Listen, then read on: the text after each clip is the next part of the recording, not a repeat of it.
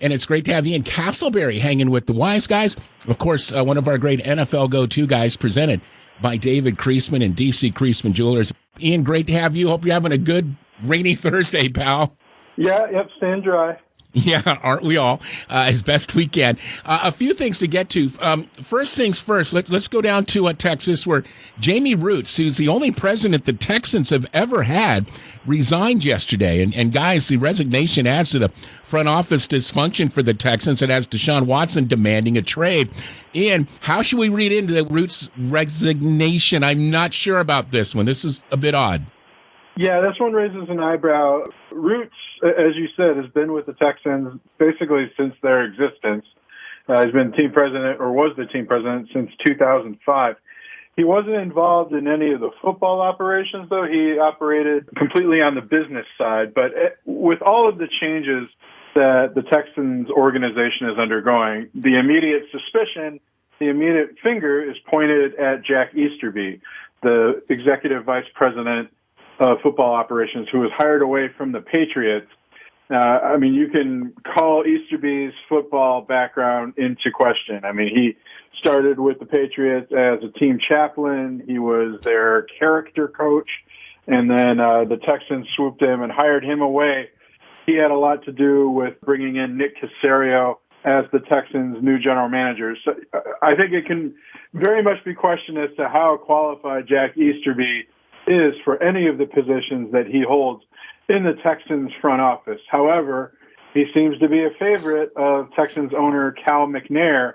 You wonder if Cal's father, Bob McNair, would have approved all of these changes. But with somebody like Jamie Roots leaving the organization, you do wonder if Jack Easterby is going to jump into that team president seat. Wow. And again, you got to wonder if he's really qualified to hold a position like that. From team chaplain to team president. Praise the Lord. I mean, wow.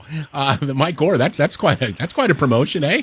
This can only happen in America. Yeah, and apparently in Houston during this wacky offseason. By the way, Ian, what's the latest on Deshaun Watson? And are the Texans open to offers? I'm hearing stories that they're shutting teams down. What are you hearing? From what I understand, John McClain, who covers the Texans for the Houston Chronicle, says the Texans haven't contacted any team. I guess they're waiting for offers. But as of right now, it appears the direction that Nick Caserio and the Texans front office are going in is that they don't intend to trade Deshaun Watson unless they get an offer that simply blows them away. And McClain pointed to, and we've talked about this in the past, as the one team who probably really could blow the Texans away with a great offer is the New York Jets. They have 2 first-round picks, number 2, number 23. Conceivably, they would also include Sam Darnold in such a deal so that the Texans could have a quarterback to replace Watson. Obviously not as good as Watson, but still a young quarterback with some upside to improve. So that might be the only team. We've talked about the Jets and the Dolphins really being the only team that could surrender the sort of draft capital and maybe afford to give up a starter or two that would even get the Texans thinking about trading Deshaun Watson. But if Watson continues to be unhappy, we'll see as the Texans go, will Watson skip mini camps? Will he skip training camps? That'll cost him quite a bit of money, but it will also be a huge disruption, huge distraction for new coach David Culley and what they're trying to do there. Ian, this is Mike Gore. You mentioned Miami. Hey, Mike. That was the hot talk right after the season or right after Watson made it clear. Has that kind of died down right now, or do you think that is that something that could turn around tomorrow? It appears to have died down just based on there hasn't been much chatter. But again, the Dolphins are a team that could make an offer. They have 2 first-round picks, number 3, number 18. Presumably, Tua Tagovailoa would be part of that deal, so that would give the Texans a quarterback to replace Deshaun Watson. Maybe they could give up someone like a Shaq Lawson, that's a young defensive starter that the Texans reportedly want in such a deal. So there hasn't been much buzz around the Dolphins, but it also sounds like teams are just kind of figuring out what they want to offer, and the Texans are sitting back thinking, all right, they're not in a position where they really want to trade Watson, so they're waiting to hear what they can get. the state of Texas with the NFL is on fire right now because we go to Dallas. Did you guys hear about this one? Basically, the Cowboys leave Dak Prescott off of their 2021 hype video. Okay, that's a pretty big omission there, like your starting quarterback. Now, Ian, Dallas's like director of media and whatnot, he said, hey, look, this was just an oversight. Don't read anything into it. But how can we not? Yeah, that's one hell of an oversight. The team's best player, face of the franchise, possibly franchise quarterback, to leave him off of the hype video. It certainly seems like a message to Dak Prescott, hey, we are ready to move on without you, or you are not the most important player on this team. We have plenty of others that make up this offense, that make up the Cowboys and whatever success they may or may not have. Prescott's situation, I mean, I don't know how much leverage he has coming off of an injury.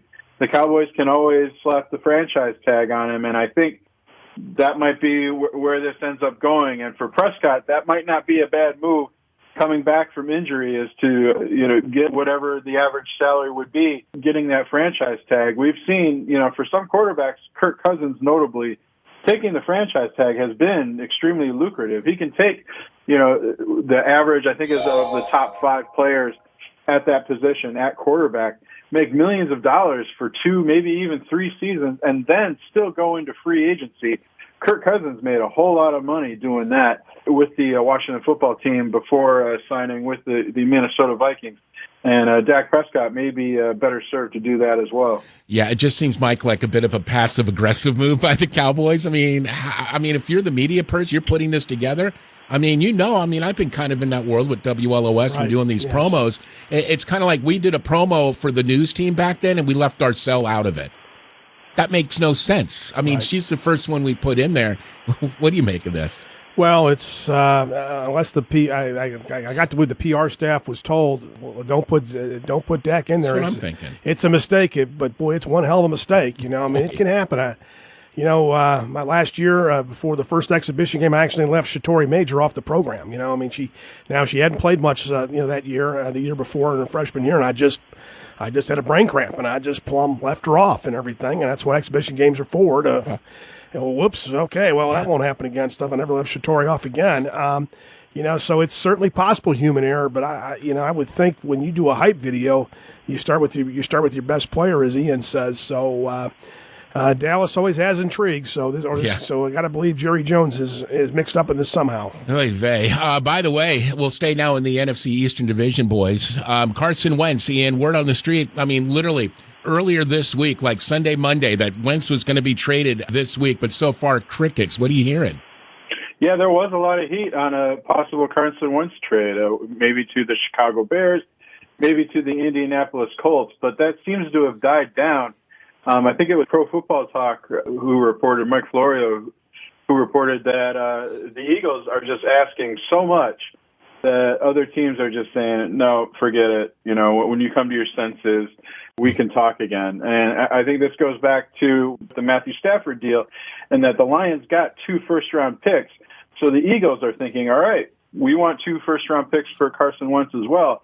But they're forgetting that the Lions probably got that second-round pick because they took on Jared Goff's contract, and the Rams could move that off their salary cap. In this case, any team getting Carson Wentz is also getting the bad contract. So I don't think they want to surrender 2 first-round picks and have to take on a contract that could be highly problematic, 2 to 4 years into that deal. So as of right now, there appears to be no activity around Carson Wentz unless until the Eagles, come down on their demands a bit. Yeah, here's another reason. He kind of sucked in 2020. Really, that's really what it comes down to.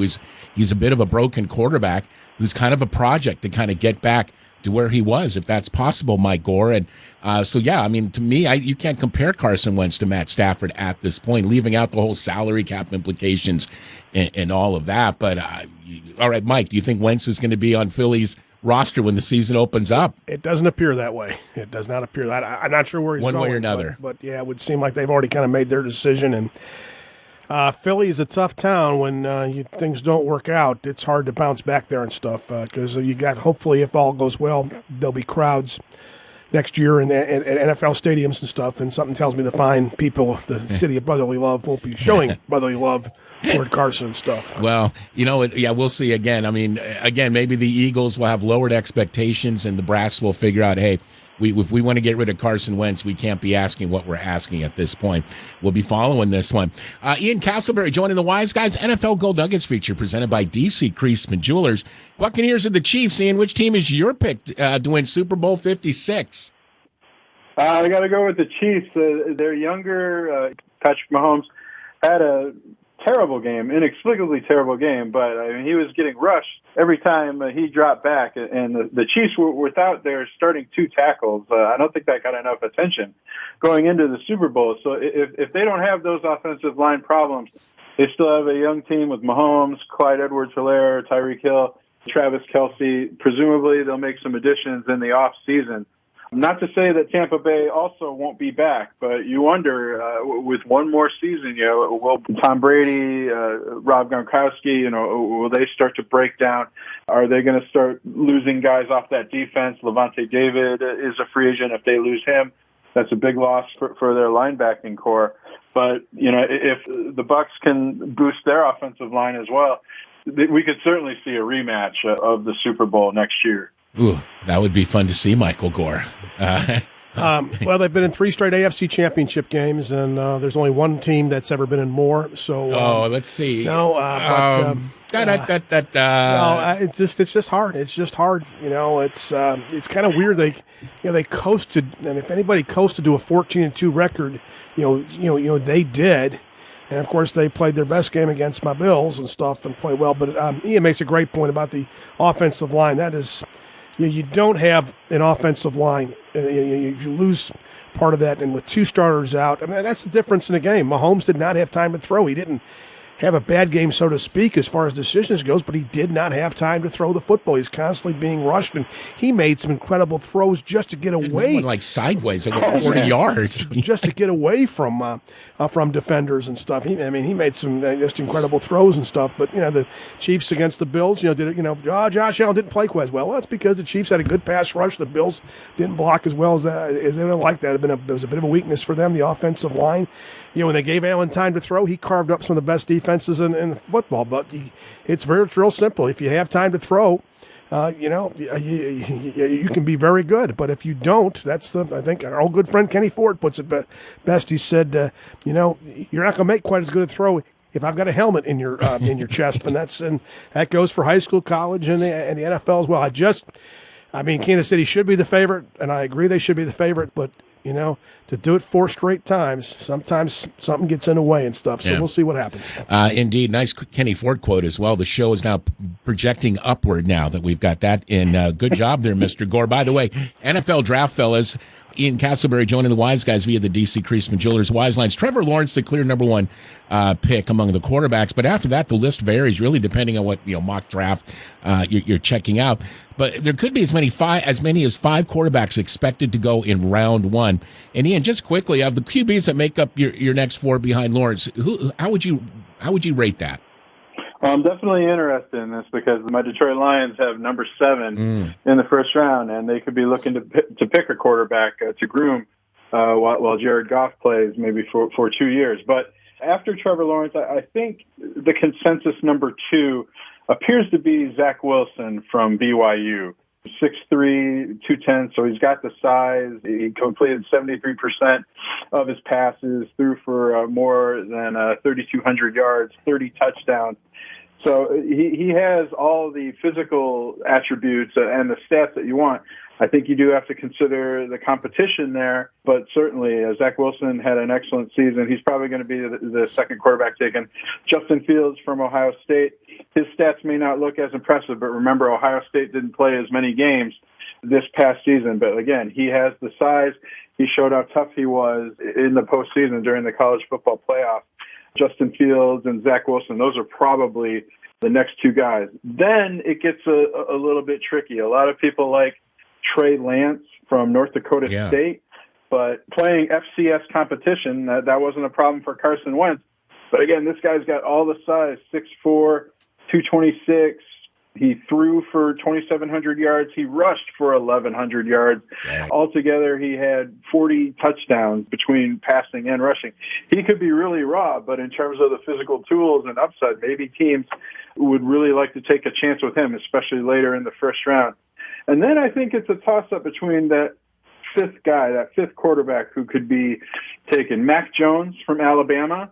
Great numbers, 4,000 yards, 77% completion percentage, but he also had an all-world offense around him, throwing to the Heisman Trophy winner, Devontae Smith. How much is Mac Jones? How much is the offense he played in? And then Kyle Trask from Florida, 6'5", threw for over 4,000 yards. Maybe his decision-making is a little bit questionable, which we saw that in the Cotton Bowl. He didn't play very well. So those are the 5 or 6 guys I think that are likely to be taken, if not all in the first round, certainly the first round and early second. Yeah, you make a great point about Mac Jones, as gaudy as his numbers were, and he was awesome. When was he ever in adversity? When was he ever being rushed like Patrick Mahomes or Josh Allen was? Obviously that's kind of the downfall to playing for a great college football team. When were they in adversity? Maybe a little bit against Florida, they had to get some first downs late in the game to kind of hold that one off. But when were they behind? I know they're behind against Georgia, but one thing Trevor Lawrence showed in the last year against Ohio State, he brought them from behind to win the game, especially late in the game. So that's Mac Jones might be the best, might be a great quarterback, but just he's never faced adversity. He just hasn't, and I guess Ian, that has to be a real worry if you're an NFL scout, especially with no combine. Yeah, I mean, he's not going to be able to necessarily show. Like a great 40. I mean, they'll have pro days at Alabama and so forth. He can show his 40 time, show, making certain throws or how far he can throw the ball. But again, like Mike said, how much adversity has he faced? He played for clearly the best team in college football, maybe one of the best teams of all time. Maybe that's getting out of hand a little bit, but certainly, he had 2 outstanding receivers. Great offensive line, basically playing for an NFL team, it seems like, for the University of Alabama, and did great. So maybe he's not a great quarterback, but maybe he's somebody who can be good enough. I don't want to slap that game manager tag on Mac Jones. Maybe he's better than that. But you do wonder if he is as potentially spectacular as somebody like a Justin Fields or Zach Wilson. Ian Castleberry, presented by DC Creasman Jewelers. It is our NFL Gold Nuggets feature for this Thursday. We're in the 2-minute drill, guys. Sorry, Mike, I know it's a Bills takeover question, but here we go. We're going up to Buffalo. Ian, could Buffalo lose linebacker Matt Milano, key defensive cog for them this offseason? Yeah, could be a big salary cap cut. We talked a little bit about this last week, and Milano is the one guy I meant to bring up and didn't. How big a loss would that be for the Bills, Mike, and can the Buffalo really afford to lose Matt Milano from that defense? Well, the Bills lost one game with Matt Milano this year when he played, and that was against Kansas City in the playoffs. So they were like 4-3 without him. So that proves his value. And as the defense got better as the year went on, he got healthier. I think it was a pectoral muscle that he pulled, and that takes a while to get back from that. And that's the only game they lost. So I don't think they can afford to lose him. I look for John Brown, former Marshall receiver. I look because I think they like Gabriel Davis. He's cheaper and stuff, and possibly Mitch Morse along the offensive line. I look for those because the Bills. One thing they did last year was to strengthen the offense, but they did it at the risk of hurting. They lost Shaq Lawson to the Dolphins, who went there, so they kind of hurt their defense a little bit to help their offense. I mean, it worked out okay. They went 13-3, but I think they need to get some people to get back to defense, and I think Matt Milano will be a big get to keep him. We'll follow that with Ian moving forward. Quickly, Ian, something for you Lions fans to cheer about. Calvin Johnson, Megatron, gets into Canton. That's Canton, Ohio, by the way, not Canton, North Carolina. Ian, you soaking this up? Yeah, I'm very happy Calvin Johnson made it to the Hall of Fame. I think he's definitely deserving. There's a little bit of a bittersweet tinge to this, though, in that Calvin Johnson and the Detroit Lions don't exactly have the best relationship right now. Johnson retired on the team, and I think the Lions, in kind of a petty move, took away some money that he was still owed for his signing bonus, and Johnson has held a grudge against them. And the team owner, Sheila Ford Hamp, has really tried to mend those fences. It sounds like that's going in the right direction, but if Calvin Johnson makes it to the Hall of Fame and he's still on the outs with the Detroit Lions, that'll just be a really sad note to what should be a great development, a great event for Calvin Johnson and for the Detroit Lions. God, I know. We don't have many. Yeah, I know. I was just going to say they don't screw this one up. Great to have you as always. Ian Castleberry writes for thecomeback.com, for awfulannouncing.com. Of course, you can follow Ian on Facebook as well with both of those publications. And always appreciate Ian playing with the wise guys. Ian, have a great rest of the week. Okay, take care, guys. You got it. Thank you, buddy.